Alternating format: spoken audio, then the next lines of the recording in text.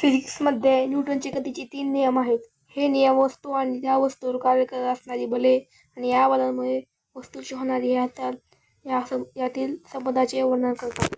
आज मी तुम्हाला न्यूटनच्या पहिला गतिविषयक नियमाबद्दल सांगणार आहे.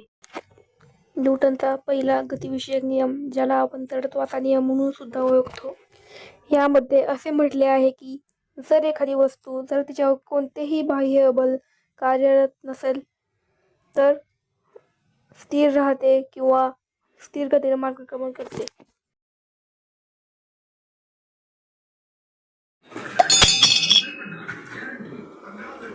तुम्ही पाहू शकता की या प्रयोगामध्ये जेव्हा मी त्या पत्त्याला टिचकी मारली तेव्हा त्या पत्त्यावरचा जो कॉईन होता तो ग्लासमध्ये पडला आणि तो पत्ता उडून गेला. कारण की जेव्हा मी त्या पत्त्याला टिचकी मारली तो पत्ता गतिमान झाला आणि तो कॉईन विरामावस्थेत होता म्हणून ते ग्लासामध्ये पडला.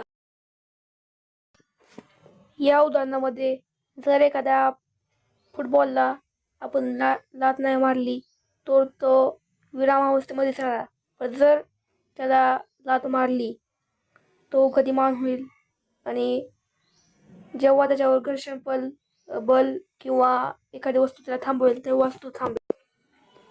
एखादी वस्तू गतिमान राहणे अशक्य आहे कारण की त्यावर नियमितपणे घर्षण बल लागत असते.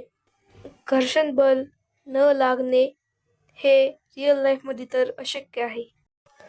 जर तुम्हाला आमचा हा व्हिडिओ आवडला असेल तर आमच्या चॅनल अभिनव माध्यमिक व उच्च माध्यमिक विद्यालय बार्शी या चॅनलला सबस्क्राईब करा आणि व्हिडिओला लाईक करा.